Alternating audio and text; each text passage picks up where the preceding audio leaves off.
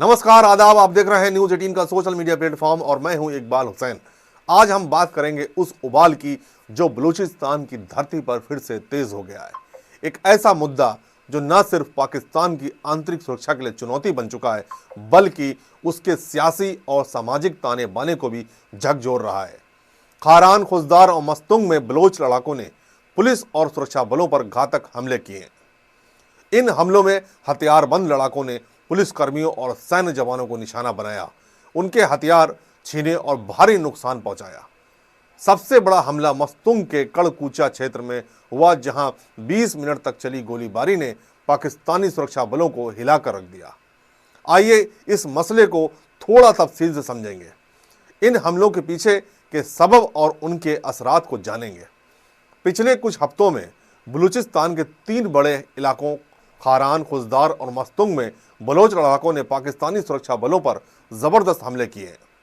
खारान के शाहवानी चौक पर हथियारबंद हमलावरों ने पुलिस कर्मियों को निशाना बनाया। उन्होंने पुलिस के हथियार छीन लिए और मौके से फरार हो गए। खुजदार में नाल इलाके में सरकार समर्थित शांति बल के जवानों पर गोलीबारी हुई। इस हमले में कई जवान मारे गए और हमलावर उनके हथियार लेकर भाग निकले। वहीं मस्तुंग में सबसे नाजुक हमला कड़कूचा क्षेत्र में हुआ, जहां एक सैन्य पोस्ट पर करीब 20 मिनट तक गोलीबारी चली। इस हमले में पाकिस्तानी सुरक्षा बलों को भारी नुकसान हुआ और कई पाकिस्तानी जवानों के हताहत होने की खबरें हैं। बलूच लिबरेशन आर्मी BLA ने सुराब शहर पर नियंत्रण का दावा किया। सोशल मीडिया और बलूचिस्तान पोस्ट द्वारा साझा किए गए वीडियो में शहर के कई हिस्सों में आगजनी और धुएं के गुबार देखे जा सकते हैं। रिपोर्ट्स के अनुसार BLA के लड़ाकों ने मुख्य पुलिस स्टेशन, बैंक और अन्य सरकारी इमारतों को आग के हवाले कर दिया। BLA के प्रवक्ता जैद बलूच के हवाले से बताया गया है कि संगठन ने सुराब शहर के लेवी स्टेशन, पुलिस थाने और कई अन्य महत्वपूर्ण सरकारी संस्थानों पर पूरी तरह से नियंत्रण कर लिया है।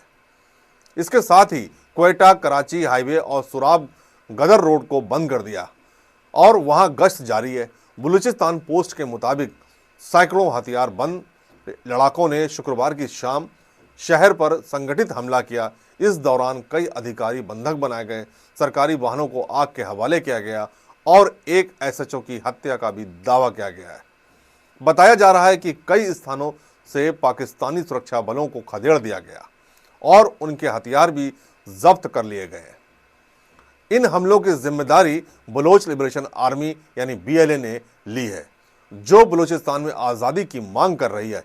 ये हमले हाल के महीनों में बलोच लड़ाकों की बढ़ती गतिविधियों का हिस्सा है, जिनमें सैन्य ठिकानों, पुलिस स्टेशनों और बुनियादी ढांचे को निशाना बनाया गया। बलूचिस्तान पाकिस्तान का सबसे बड़ा लेकिन सबसे कम आबादी वाला प्रांत है, जो नेचुरल संसाधनों से भरपूर है।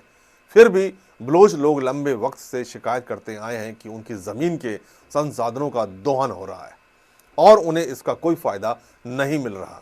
बलोच लिबरेशन आर्मी BLA जैसे संगठन 1948 में बलूचिस्तान के पाकिस्तान में ज़बरन शामिल किए जाने के बाद से आज़ादी की मांग कर रहे हैं। उनका कहना है कि पाकिस्तानी सरकार ने बलूचों के साथ सियासी, आर्थिक और सामाजिक नाइंसाफ़ी की है।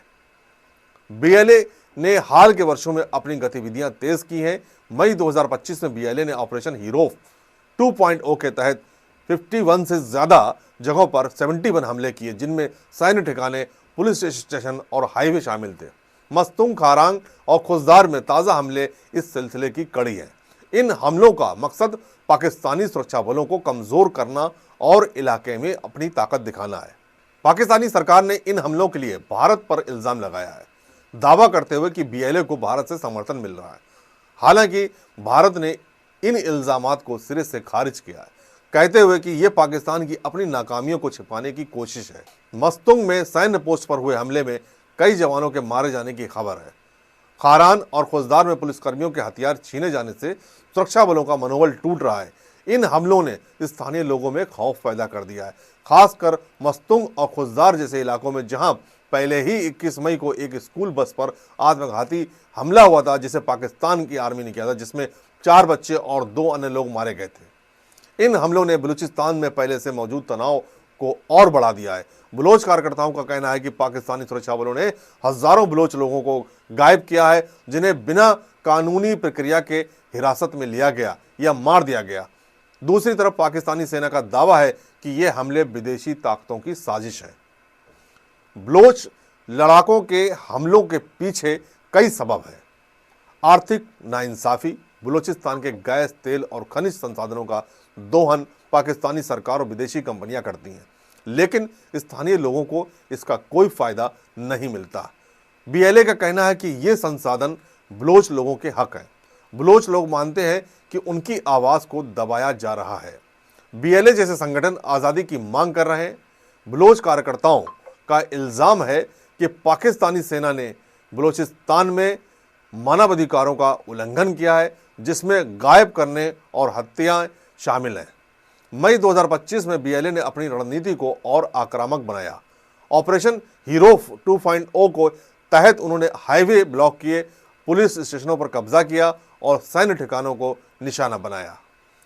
पाकिस्तानी सेना का कहना है कि इन हमलों में सिर्फ 1500 लोग शामिल हैं, लेकिन बलोच नेता रज़ाक बलोच का दावा है कि पाकिस्तान ने बलूचिस्तान के 70 से 80% हिस्से पर नियंत्रण खो दिया है। पाकिस्तानी सरकार ने इन हमलों की कड़ी निंदा की है और जांच शुरू करने का ऐलान किया है। बलूचिस्तान के मुख्यमंत्री सरफराज बुख्ती ने कहा कि आतंकवादियों को बख्शा नहीं जाएगा। पाकिस्तानी सेना ने भारत पर इन हमलों को प्रायोजित करने का इल्ज़ाम लगाया, लेकिन भारत के विदेश मंत्रालय ने इसे बेबुनियाद करार दिया है। बीएलए ने भी भारत से समर्थन की अपील की, कहते हुए कि अगर भारत पाकिस्तान के खिलाफ कार्रवाई करता है तो बलोच लड़ाके उनका साथ देंगे। बलूचिस्तान में ये हमले सिर्फ एक सैन्य हमला नहीं, बल्कि आर्थिक, सियासी और इंसानी हकूक का सवाल है। बलोच लोग अपनी आज़ादी और हक की लड़ाई लड़ रहे हैं।